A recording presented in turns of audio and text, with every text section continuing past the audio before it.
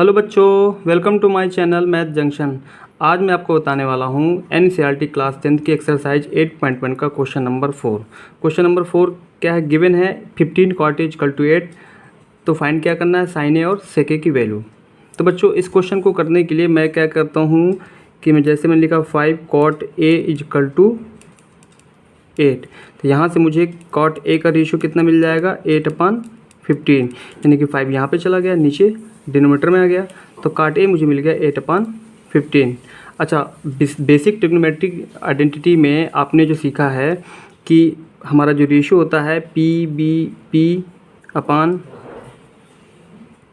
है ना, यानी कि परपेंडिकुलर अपान हाइपोटेनस साइन का रेशियो होता है, बेस अपान हाइपोटेनस कास का रेशियो होता है, परपेंडिकुलर अपान बेस टैन का रेशियो होता है। तो टैन का जस्ट रेसिप्रोकल होता है काट, यानी काट कितना हो गया, बेस अपान परपेंडिकुलर।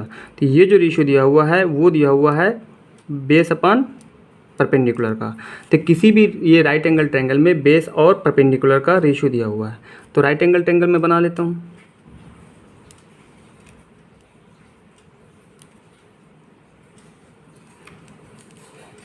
अच्छा बच्चों, आपको पता है कि राइट एंगल ट्रायंगल क्या होता है, कोई ऐसा ट्रायंगल जिसका एक एंगल 90 डिग्री पर हो, यानी 90 डिग्री पर बना हो, वो राइट एंगल ट्रायंगल होता है। अब जो मेरे पास इंफॉर्मेशन है वो cot a = 8/15, यानी बेस इसका 8 है और परपेंडिकुलर 15 है, यानी कि 8 और 15 का रेशियो है। ठीक है, तो इस राइट एंगल ट्रायंगल में बेस क्या है, परपेंडिकुलर क्या है, ये डिसाइड करेगा हम एंगल कहाँ से कंसीडर कर रहे हैं। जैसे ये तो हो गया राइट एंगल, यानी 90 डिग्री पर हो गया, तो बचे ये जो वर्टेक्स बचे, यानी ये वर्टेक्स बचा और ये वर्टेक्स बचा। इन वर्टेक्स में से कोई दोनों के दोनों एक तो क्या है, एक्यूट एंगल है। तो डिफाइन करेगा इस ट्रायंगल में कि मैंने एंगल कहाँ से कंसीडर किया है, वो डिफाइन करेगा कि परपेंडिकुलर क्या है। सपोज मैं एंगल ए यहाँ पे ले लेता हूँ, जैसे cot a दिया था तो मैंने ए वर्टेक्स यहाँ पे ले लिया, बी यहाँ पे ले लिया, सी यहाँ पे ले लिया। आप चाहो तो ए यहाँ भी ले सकते हो, कोई प्रॉब्लम नहीं है।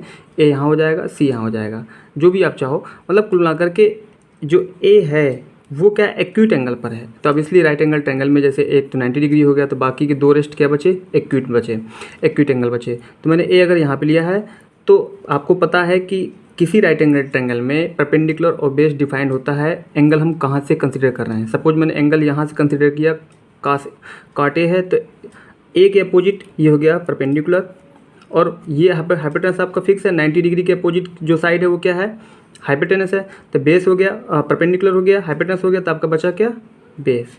ठीक है, अब बेस दिया हुआ है कितना, 8, बेस मैंने मान लिया 8 यूनिट, और परपेंडिकुलर कितना है, 15 यूनिट। ठीक है, तो मेरे पास AC की इंफॉर्मेशन नहीं है। तो बच्चों इस तरह के क्वेश्चन करने के लिए हमें ट्रायंगल की तीनों साइड्स की इंफॉर्मेशन होनी चाहिए, यानी किसकी, बेस की, परपेंडिकुलर की, हाइपोटेनस की। तो परपेंडिकुलर और बेस की इंफॉर्मेशन तो है मेरे पास, पर हाइपोटेनस की नहीं है। तो हाइपोटेनस के लिए कैसे इंफॉर्मेशन निकालेंगे, इसके लिए पाइथागोरस थ्योरम का यूज करेंगे। पाइथागोरस थ्योरम क्या होती है, हाइपोटेनस का स्क्वायर = परपेंडिकुलर या बेस का स्क्वायर प्लस, यानी हाइपोटेनस स्क्वायर = बेस का square plus perpendicular square. Hypotenuse कितना है, AC है, जो कि मुझे निकालना है, फाइंड करना है।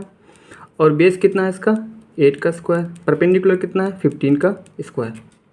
8 का स्क्वायर कितना हो गया, 64, 15 का स्क्वायर 225, यानी 225 AC का स्क्वायर। मैं ऐड कर दूंगा, कितना हो जाएगा, 4 + 5 9, 6 + 2 8 और 2, यानी AC = स्क्वायर इधर जाएगा, तो √289। अब 289 बच्चों आपको पता है 17 का परफेक्ट स्क्वायर है, तो AC की वैल्यू जो आ गई वो कितनी आ गई, 17 यूनिट, यानी ये आपका हो गया 17 यूनिट, AC हो गया। अब मुझे फाइंड क्या करना है, साइन ए। साइन ए बच्चों क्या होता है, परपेंडिकुलर अपान हाइपोटेनस। इस राइट एंगल ट्रायंगल में परपेंडिकुलर कितना है, BC है, और हाइपोटेनस कितना है, AC है। तो BC कितना है, BC की लेंथ कितनी है, 15, और AC कितना है, 17, यानी आपका जो साइन A आ गया वो आ गया 15/17। फिर क्या बच्चों, सेक A का हमको निकालना है, सेक A की वैल्यू। तो सेक A, यानी आपको पता है कि कास का रेसिप्रोकल होता है, कास का रेसिप्रोकल यानी कि हाइपोटेनस अपान, कास आपका क्या होता है, बेस अपान हाइपोटेनस का रेशियो।